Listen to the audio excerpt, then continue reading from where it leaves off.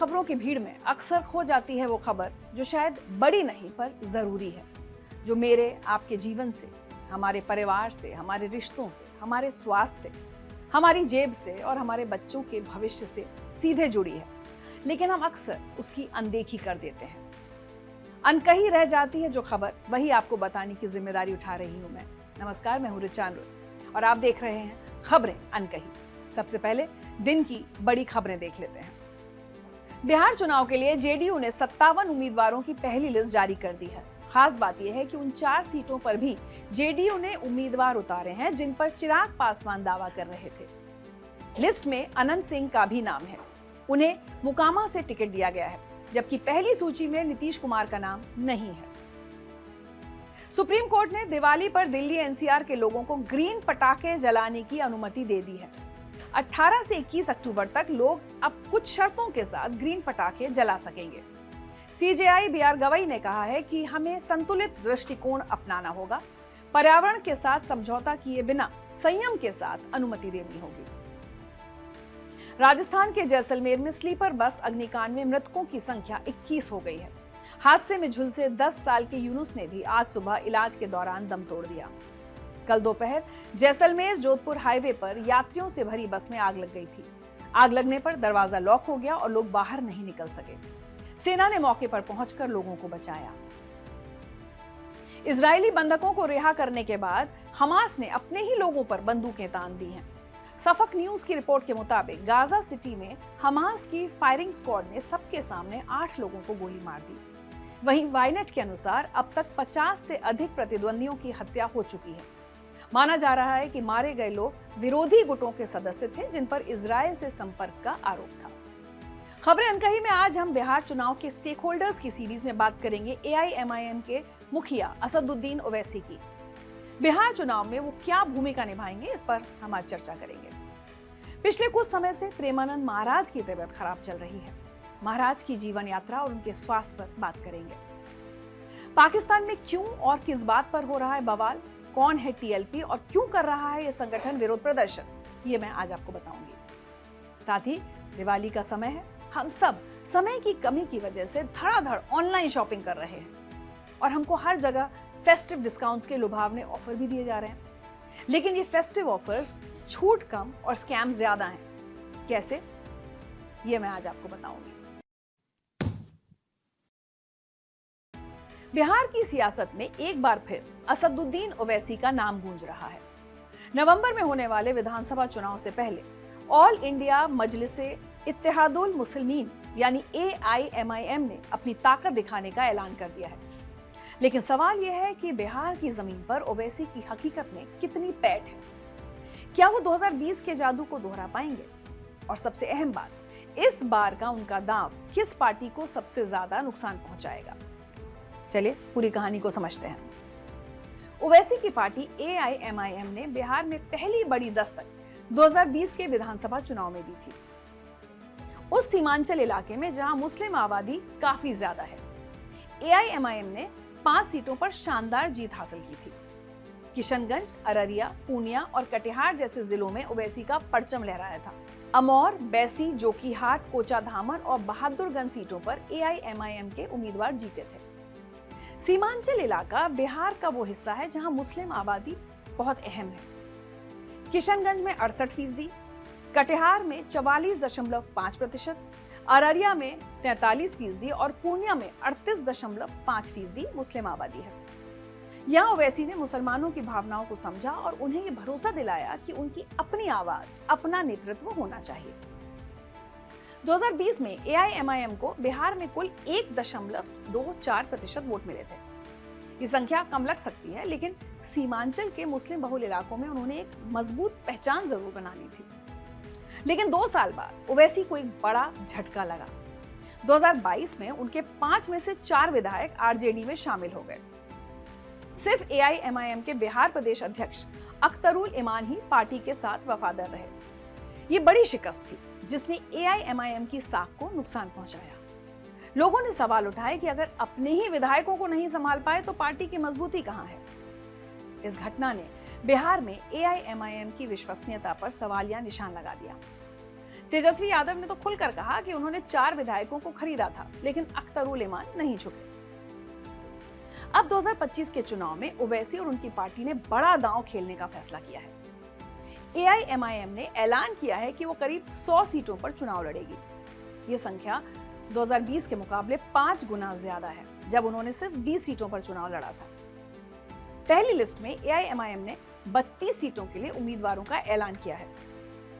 ये सीटें 16 जिलों में फैली हुई हैं और इन सभी में मुस्लिम मतदाताओं की अच्छी खासी तादाद है। इस बार सीमांचल के अलावा ओवैसी ने मिथिलांचल इलाके में भी उतरने का फैसला किया है। दरभंगा टाउन, जले, केवटी और बिस्फी जैसी सीटों पर भी AIMIM मैदान में है।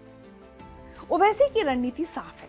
वो खुद को NDA और महागठबंधन दोनों से अलग एक तीसरे विकल्प के रूप में पेश कर रहे हैं। अख्तरुल इमान ने कहा है कि दोनों गठबंधनों को AIMIM की मौजूदगी का एहसास होगा। दिलचस्प बात यह है कि ओवैसी ने चुनाव से पहले RJD के साथ गठबंधन की पेशकश की थी। अख्तरुल इमान ने लालू प्रसाद यादव और तेजस्वी यादव को पत्र लिखकर कहा कि AIMIM सिर्फ 6 सीटों पर चुनाव लड़ने के लिए तैयार है, बस महागठबंधन में शामिल कर लिया जाए। लेकिन RJD और कांग्रेस ने इस पेशकश को नजरअंदाज कर दिया। तेजस्वी यादव और उनकी पार्टी ने AIMIM के साथ गठबंधन से साफ इनकार कर दिया। उनकी दलील ये थी कि AIMIM बीजेपी की बी टीम है, जो सेक्युलर वोटों को बांटती है और बीजेपी को फायदा पहुंचाती है। RJD के प्रवक्ता मृत्युंजय तिवारी ने खुलकर कहा कि ओवैसी की पार्टी ने हमेशा सेक्युलर वोट बांटने का काम किया है। कोई धर्मनिरपेक्ष वोट इस बार इधर उधर नहीं होने वाला है, कोई बिखराव नहीं होने वाला है। पूरे तौर पर बिहार की जनता इस बार है तैयार, बनाएगी तेजस्वी सरकार और बीजेपी केंद्र सरकार की उल्टी गिनती बिहार चुनाव परिणाम के बाद से ही शुरू हो जाएगी। AIMIM का जो ट्रैक रिकॉर्ड रहा है वो ये बताता है कि उन्होंने बीजेपी की बी टीम बनकर के काम किया है, बीजेपी को फायदा पहुंचाने के लिए काम किया है। इस बार कहीं कोई झांसे में आने वाले नहीं है। ओवैसी ने बिहार में अपनी मौजूदगी दर्ज कराने के लिए कई विवादास्पद और मुखर बयान भी दिए हैं। उन्होंने कहा कि बिहार में यादव, पासवान, ठाकुर सभी समुदायों के अपने नेता हैं, लेकिन 19% मुसलमानों का कोई नेता नहीं है। ओवैसी ने आई लव मोहम्मद विवाद पर कहा था कि अगर कोई मैं मोहम्मद से प्यार करता हूं कहता है तो इसमें गैर कानूनी क्या है, ये हिंसा नहीं भड़काता। उन्होंने हिजाब और बुर्के पर पाबंदियों की भी आलोचना की है। इन बयानों से ओवैसी ने मुस्लिम समुदाय की भावनाओं को छूने की कोशिश की है, लेकिन विरोधी पार्टियां इसे सांप्रदायिक राजनीति बता रही हैं। अब सबसे बड़ा सवाल यह है कि AIMIM का ये दांव किस पार्टी को सबसे ज्यादा नुकसान पहुंचाएगा? तो जवाब साफ है, RJD और कांग्रेस के महागठबंधन को। बिहार में मुस्लिम मतदाता पारंपरिक रूप से RJD का मजबूत वोट बैंक रहा है। लालू प्रसाद यादव ने MY फॉर्मूला यानी मुस्लिम यादव गठजोड़ से दशकों तक बिहार की राजनीति पर राज किया है। लेकिन अगर AIMIM सीमांचल और दूसरे मुस्लिम बहुल इलाकों में मुस्लिम वोटों को बांट देती है तो इसका सीधा फायदा NDA को होगा। 2020 के चुनाव में भी यही हुआ था। AIMIM ने जहां 5 सीटें जीती, वहीं कई और सीटों पर सेक्युलर वोट बंटने से RJD और कांग्रेस को नुकसान हुआ था। कांग्रेस नेता अधीर रंजन चौधरी ने उस वक्त ओवैसी को वोट कटर कहा था और आरोप लगाया था कि बीजेपी ने ओवैसी का इस्तेमाल किया है। राजनीतिक विश्लेषकों का मानना है कि AIMIM 100 सीटों पर लड़कर भले ही 5 से 10 सीटें जीते, लेकिन 30 से 40 सीटों पर महागठबंधन के लिए मुसीबत खड़ी कर सकती है। अगर किसी सीट पर RJD और AIMIM के बीच मुस्लिम वोट बढ़ जाता है तो बीजेपी JDU के उम्मीदवार के जीतने का रास्ता साफ हो जाएगा। AIMIM के सामने सबसे बड़ी चुनौती अपनी विश्वसनीयता की है। 2022 में 4 विधायकों के भागने के बाद लोगों में ये सवाल है कि क्या AIMIM अपने उम्मीदवारों को संभाल पाएगी? इस बार पार्टी ने इसके लिए एक नया फॉर्मूला अपनाया है। सभी उम्मीदवारों को खुदा की कसम खानी होगी कि वो पार्टी से गद्दारी नहीं करेंगे। दूसरी तरफ ओवैसी पर बीजेपी की बी टीम होने का आरोप भी उनकी राह में रुकावट है। हालांकि इस पर ओवैसी कई बार तंज कस चुके हैं। उनका कहना है कि मेरा हाल ऐसा है जैसे मैं लैला हूं और मेरे हजारों मजनू हैं। बिहार में कांग्रेस ने कह दिया कि मैं बीजेपी की बी टीम हूं। बीजेपी कुछ और कह रही है, मुझे कोई फिक्र नहीं है, मैं एक लैला हूं और मेरे चाहने वाले इतने हैं कि हर कोई चाहता है कि मुझे मुद्दा बनाकर वोट हासिल किया जाए। बिहार में ओवैसी का दांव दिलचस्प और खतरनाक दोनों है। उनकी पैठ सीमित है, मुख्य रूप से सीमांचल और कुछ मुस्लिम बहुल इलाकों में। 100 सीटों पर चुनाव लड़ने की घोषणा एक बड़ा दावा है, लेकिन जमीनी हकीकत यह है कि उनका 10 सीटों से ज्यादा जीतना मुश्किल दिख रहा है।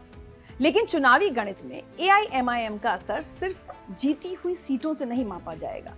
जिन 30 से 40 सीटों पर वो वोट बांटेगी, वहां महागठबंधन को सबसे बड़ा नुकसान होगा। RJD और कांग्रेस के लिए ये चिंता की बात है। NDA के लिए ये अप्रत्यक्ष फायदे का सौदा हो सकता है। तो ओवैसी की रणनीति साफ है, मुस्लिम समुदाय में अपने आप को एकमात्र सच्चे नेता के रूप में पेश करना, RJD कांग्रेस को मुस्लिम हितों के प्रति उदासीन बताना और खुद को तीसरे विकल्प के रूप में स्थापित करना।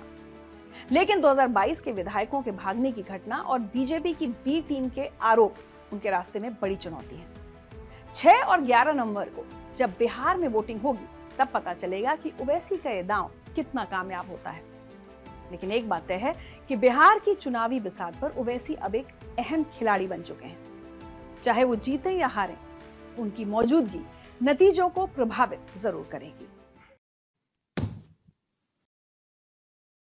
और खबरें अनकही में आज हम बात करने जा रहे हैं एक ऐसे आध्यात्मिक गुरु की जो इन दिनों सुर्खियों में है, वृंदावन वाले स्वामी प्रेमानंद महाराज। उनकी सेहत ठीक नहीं बताई जा रही है। हाल ही में एक वीडियो सामने आया था जिसमें उनका चेहरा सूजा हुआ और लाल सा दिख रहा था और आवाज में कपकपी थी। इसके बाद सोशल मीडिया पर उनकी सेहत को लेकर अलग अलग अफवाहें फैलने लगी थी। 4 अक्टूबर को उनकी पद यात्रा अनिश्चित काल के लिए रोकनी पड़ी। दरअसल महाराज जी की दोनों किडनी फेल हो चुकी हैं और उन्हें रोजाना 4 घंटे डायलिसिस की जरूरत है। सबसे खास बात यह है कि कई भक्तों ने किडनी डोनेट करने की पेशकश की, लेकिन महाराज ने मना कर दिया।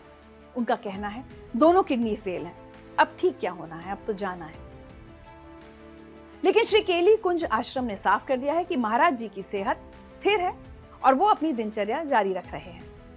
प्रशासन ने भी लोगों से अपील की कि महाराज की सेहत के बारे में अफवाहें ना फैलाएं। हाल ही में एक वीडियो में उन्हें अपनी खास मुस्कुराहट के साथ हंसते हुए देखा गया, जिससे भक्तों को राहत मिली। और हाँ, सबसे दिल को छू लेने वाली बात यह हुई कि मदीना से एक मुस्लिम युवक सूफियान इलाहाबादी ने महाराज की सेहत के लिए दुआ की। ये वीडियो वायरल हो गया और सांप्रदायिक सद्भाव का संदेश दे गया। प्रेमानंद महाराज का पूरा नाम है श्रीहित प्रेमानंद गोविंद शरण जी महाराज। वृंदावन के ये रसिक संत अब भारत के सबसे लोकप्रिय आध्यात्मिक गुरुओं में गिने जाते हैं। लेकिन जो बात उन्हें अलग बनाती है वो है उनकी सादगी और बोलचाल का लहजा। प्रेमानंद महाराज को लोग प्रोग्रेसिव बाबा भी कहते हैं। वो लव मैरिज और इंटरकास्ट शादी को सपोर्ट करते हैं, तर्क संगत और गैर रीतिवादी सलाह देते हैं। उनकी सबसे खास बात यह है कि वो केवल नाम जप को समाधान बताते हैं, पूजा पाठ, चढ़ावा या चमत्कार नहीं बेचते। हर सुबह वृंदावन की गलियों में सैकड़ों भक्त लाइन में खड़े होते हैं सिर्फ महाराज की एक झलक पाने के लिए। उनके सत्संग में वीआईपीज को अलग ट्रीटमेंट नहीं दिया जाता। विराट कोहली, अनुष्का शर्मा से लेकर हेमा मालिनी और आशुतोष राणा तक सब उनके सामने एक ही फर्श पर बैठते हैं। अब बात करते हैं उनकी सोशल मीडिया पॉपुलैरिटी की। प्रेमानंद महाराज ने आध्यात्मिकता को डिजिटल फॉर्मेट में एकदम फिट कर दिया है। उनके इंस्टाग्राम हैंडल भजन मार्ग पर 3 करोड़ 40 लाख से ज्यादा फॉलोअर्स हैं और यूट्यूब पर 78 लाख से ज्यादा सब्सक्राइबर्स हैं। उनके छोटे छोटे video clips, Instagram reels, YouTube shorts और व्हाट्सएप फॉरवर्ड्स वायरल होते रहते हैं। उनकी रील्स को लाखों व्यूज मिलते हैं। ये वायरल कंटेंट उन्हें वायरल बाबा का खिताब दे चुका है। वृंदावन की दुकानों में अब भगवान कृष्ण की मूर्तियों के साथ साथ प्रेमानंद महाराज की तस्वीरें भी बिकती हैं। पीले वस्त्र, गले में माला और आशीर्वाद की मुद्रा में उनकी फ्रेम्ड फोटो 150 से 300 रुपए में मिलती है। अब सवाल यह है कि पुराने जमाने के बाबाओं से अलग प्रेमानंद महाराज ने जेनजी को कैसे अट्रैक्ट किया? तो इसका जवाब है उनका कंटेंट और लोगों तक पहुंचने का उनका तरीका। प्रेमानंद महाराज के सबसे बड़े फॉलोअर्स 20 से 30 साल की उम्र के युवा हैं, यहां तक कि जेनजी भी। वो शादी, स्ट्रेस मैनेजमेंट, रिलेशनशिप मैनेजमेंट जैसे आधुनिक विषयों पर बात करते हैं। जब एक व्यक्ति ने उनसे पूछा कि क्या बेटे की लव मैरिज को मंजूरी दें, तो महाराज ने कहा, बच्चों को समझाने की कोशिश करें, लेकिन अगर वो गलत नहीं है तो उन्हें आशीर्वाद देना ही समझदारी है। माता पिता को बच्चों को सपोर्ट करना चाहिए। वो गुरु नहीं बल्कि एक गाइड की तरह काम करते हैं। फर्जी बाबाओं के इस दौर में वो असली लगते हैं। जैसा कि उनके भक्त कहते हैं, वो चमत्कार नहीं बेचते, वो आपको बताते हैं कि अपने दर्द के साथ बैठो और ध्यान लगाओ। लेकिन हर सिक्के के दो पहलू होते हैं। प्रेमानंद महाराज जी भी विवादों से घिरे रहे हैं। जुलाई अगस्त 2025 में उनका एक वीडियो वायरल हुआ जिसमें उन्होंने युवाओं, रिलेशनशिप्स और नैतिक मूल्यों पर एक विवादास्पद बयान दिया।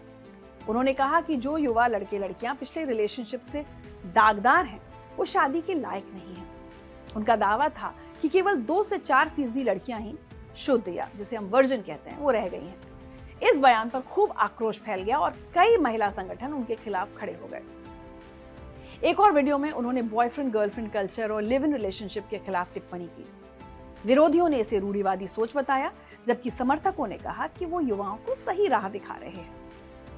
अगस्त 2025 में संतों के खिलाफ एक टूल किट चलाने की बात भी सामने आई, जिसमें प्रेमानंद महाराज और अनिरुद्धाचार्य का नाम शामिल था। हालांकि महाराज ने बाद में इन विवादों पर चुप्पी तोड़ी और अपना पक्ष रखा। अब सबसे बड़ा सवाल, क्या प्रेमानंद महाराज आध्यात्मिक गुरु हैं या एक मॉडर्न मोटिवेशनल स्पीकर? जवाब दोनों में कहीं बीच में है।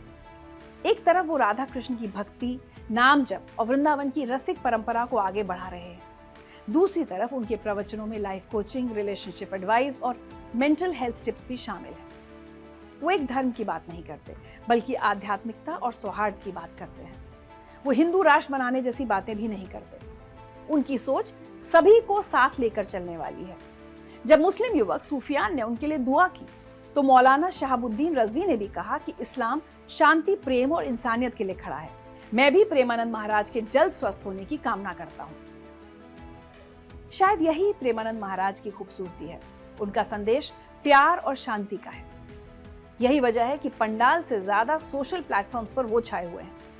आज के डिजिटल युग में जहां हर चीज फेक और फिल्टर्ड लगती है, वहां प्रेमानंद महाराज ने रियल पीस, असल शांति का रास्ता दिखाया है।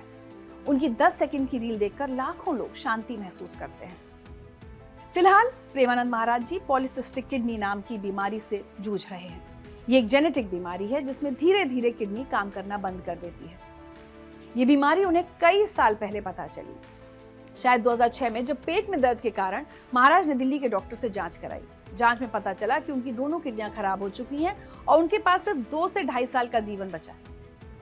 लेकिन महाराज ने इसे सकारात्मक तरीके से स्वीकार किया और कहा कि जीवन में जो कुछ भी है वो भगवान की इच्छा है।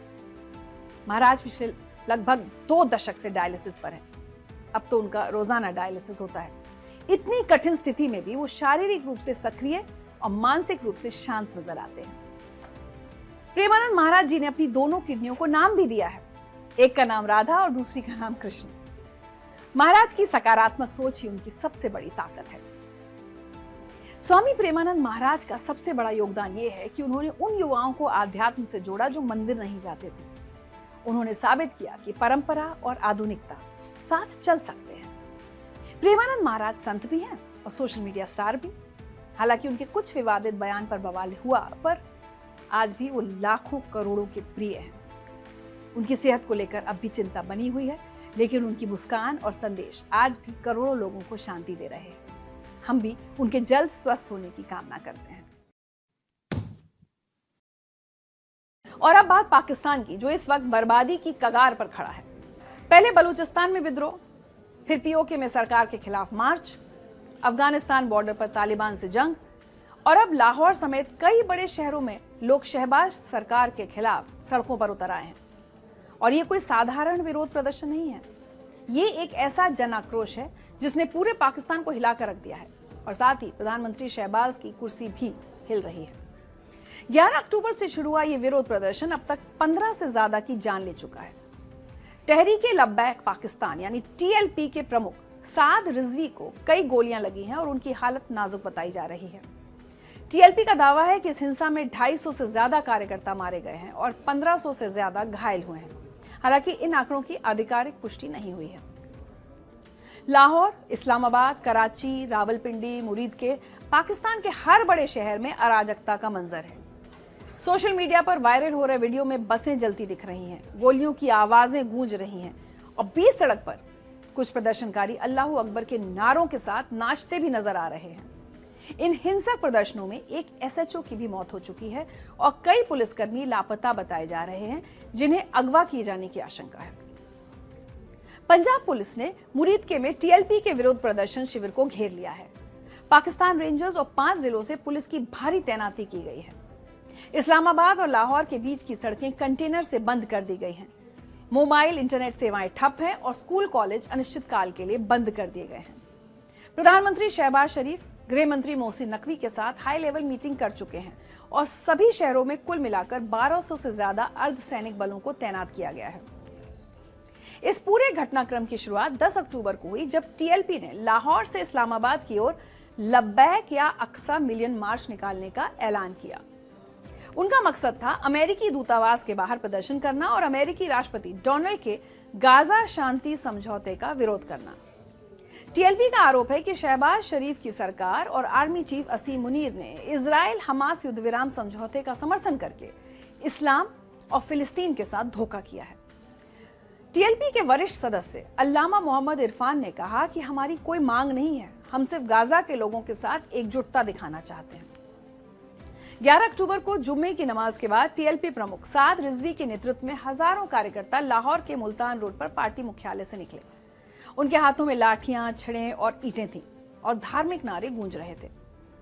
पुलिस ने यतीम खाना चौक, चार बुर्जी, आजादी चौक और शाहदरा जैसे प्रमुख जगहों पर बैरिकेड्स लगाए और आंसू गैस का इस्तेमाल किया, लेकिन प्रदर्शनकारी बैरिकेड्स तोड़ते हुए आगे बढ़ते रहे। शनिवार तक हालात और बिगड़ गए। लाहौर के शाहदरा इलाके में प्रदर्शनकारियों ने पुलिस सुविधाओं पर हमला किया, गाड़ियों को लूटा और संपत्ति को नुकसान पहुंचाया। इसके बाद पंजाब पुलिस ने टीएलपी के पार्टी मुख्यालय पर छापा मारा और साद रिजवी को गिरफ्तार करने की कोशिश की, लेकिन वो फरार हो गए। रविवार रात भी मुरीदके में टीएलपी प्रदर्शनकारियों और पुलिस रेंजर्स के बीच भीषण हिंसक झड़पें हुई। आपको बता दूं कि तहरीके लब्बैक पाकिस्तान कोई साधारण पार्टी नहीं है। ये एक अति दक्षिणपंथी इस्लामिस्ट पार्टी है, जिसकी स्थापना 2015 में बरेलवी मौलाना खादिम हुसैन रिजवी ने की थी। इस पार्टी का उदय 2015 में तब हुआ जब इन्होंने पंजाब के गवर्नर सलमान तासीर की हत्या करने वाले मुमताज कादरी के बचाव में बड़े पैमाने पर प्रदर्शन किए। तासीर ने पाकिस्तान के निंदनीय ईश निंदा कानून का विरोध किया था, जिसके तहत इस्लाम का अपमान करने वालों को मौत की सजा दी जाती है। 2018 के चुनाव में टीएलपी ने ईश निंदा कानून की रक्षा का मुद्दा उठाया और काफी प्रभाव बनाया। 2024 के आम चुनावों में ये पंजाब की तीसरी सबसे बड़ी और देशव्यापी स्तर पर चौथी सबसे बड़ी पार्टी बन गई। लाखों सदस्यों वाली ये पार्टी हिंसक प्रदर्शनों के लिए कुख्यात है। 2021 में से प्रतिबंधित भी किया गया था, जब साद रिजवी की गिरफ्तारी के बाद देशव्यापी हिंसक प्रदर्शन हुए थे। हालांकि बाद में ये प्रतिबंध हटा लिया गया। टीएलपी को अहमदिया समुदाय के खिलाफ हमलों के लिए भी जाना जाता है। 2025 में कई बार टीएलपी ने अहमदिया समुदाय की इबादतगाहों पर हमले किए और एक सीनियर डॉक्टर की हत्या में भी इस पार्टी की भूमिका की आशंका जताई गई। अब आते हैं अगले सवाल पर। ये साद रिजवी कौन है? पूरा नाम मौलाना साद हुसैन रिजवी टीएलपी के संस्थापक खादिम हुसैन रिजवी के बेटे हैं। 1994 में जन्मे साद ने 2020 में अपने पिता की मौत के बाद 26 साल की उम्र में टीएलपी की कमान संभाली। इस्लामिक स्टडीज बैकग्राउंड वाले साद अपने आग उगलने वाले भाषणों और ईश निंदा कानून के बचाव में चलाए गए आंदोलनों के लिए मशहूर हैं। उन्होंने टीएलपी समर्थकों को सोशल मीडिया का इस्तेमाल करना भी सिखाया। उनके नेतृत्व में टीएलपी ने राज्य के खिलाफ टकराव की रणनीति को और तेज किया। पाकिस्तान की पंजाब पुलिस का आरोप है कि प्रदर्शन के दौरान टीएलपी कार्यकर्ताओं ने पत्थरबाजी की, कांटेदार लाठियों और पेट्रोल बमों का इस्तेमाल किया और अंधाधुंध फायरिंग की, जिसमें नागरिकों और पुलिसकर्मियों की जान गई। पुलिस ने सहीवाल डिवीजन के 3 जिलों में जमकर छापेमारी की और पार्टी कार्यकर्ताओं और नेताओं को गिरफ्तार किया है। उधर टीएलपी प्रमुख साद रिजवी ने पुलिस वालों पर निहत्थे प्रदर्शनकारियों के खिलाफ घातक हथियारों के इस्तेमाल करने का आरोप लगाया है। फिलहाल हालात बेहद तनावपूर्ण बने हुए हैं। हालांकि अभी साद रिजवी की हालत और उनकी मौजूदा स्थिति की कोई आधिकारिक पुष्टि नहीं हुई है, लेकिन देश भर में अब भी प्रदर्शन हो रहे हैं और आने वाले दिनों में और हिंसा की आशंका बनी हुई है। इस हिंसा ने शहबाज शरीफ की सरकार और आर्मी चीफ असीम मुनीर दोनों को गंभीर संकट में डाल दिया है। विपक्षी दलों ने इस मुद्दे को उठाना शुरू कर दिया है, जिससे पीएम शहबाज की कुर्सी पर खतरा बढ़ गया है। राजनीतिक विश्लेषकों का मानना है कि अगर सरकार जल्दी इस स्थिति को काबू नहीं कर पाई तो ये पाकिस्तान की राजनीतिक स्थिरता के लिए बड़ा नुकसानदायक होगा। ये उस पाकिस्तान की कहानी है जो अपने ही बनाए कानूनों और कट्टरपंथ की जंजीरों में जकड़ा हुआ है। तो सवाल अब सिर्फ साद रिजवी या टीएलपी के विरोध का नहीं है, ये उन सियासी गलियों का सवाल है जहां सत्ता, सेना और आवाम आमने सामने हो गए हैं। अगर ये आग और फैली तो शायद पाकिस्तान के नक्शे पर फिर एक नया संकट लिखना पड़े।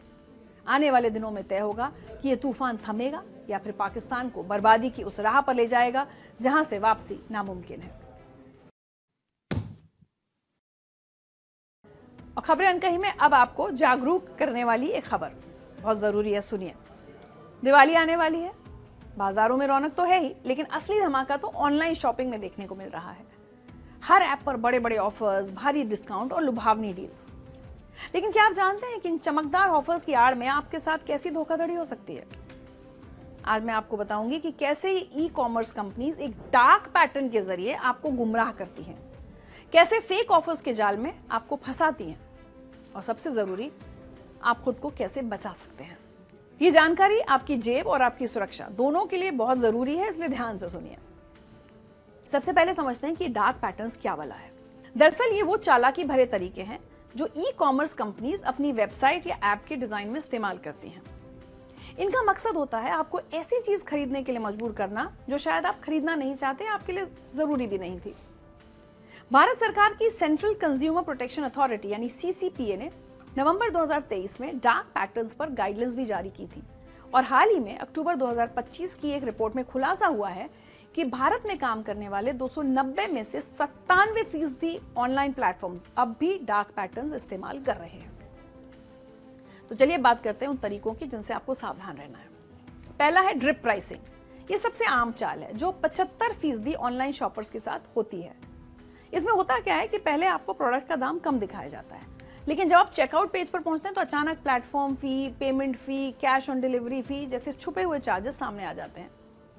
केंद्रीय उपभोक्ता मामलों के मंत्री प्रहलाद जोशी ने हाल ही में इस पर सख्त कार्रवाई की घोषणा की है।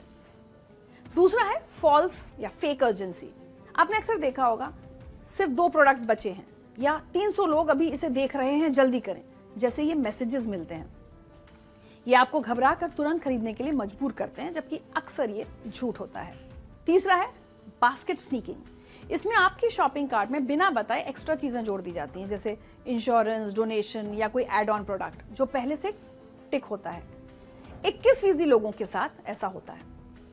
चौथा है बेट एंड स्विच। इसमें कोई चीज सस्ती दिखाकर आपको आकर्षित किया जाता है, लेकिन बाद में उसकी जगह कोई महंगी या अलग चीज दे दी जाती है। 40% से ज्यादा यूजर्स को इसका अनुभव है। अब बात करते हैं खास दिवाली के समय होने वाली धोखाधड़ी की। ओटीपी स्कैम सबसे खतरनाक है इनमें।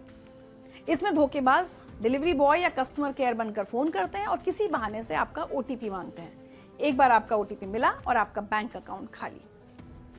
फेक डिलीवरी कॉल्स भी बहुत हो रहे हैं। स्कैमर्स फोन करके बताते हैं कि आपका ऑर्डर डिलीवर नहीं हो पाया और छोटी सी रीशेड्यूलिंग फी मांगते हैं।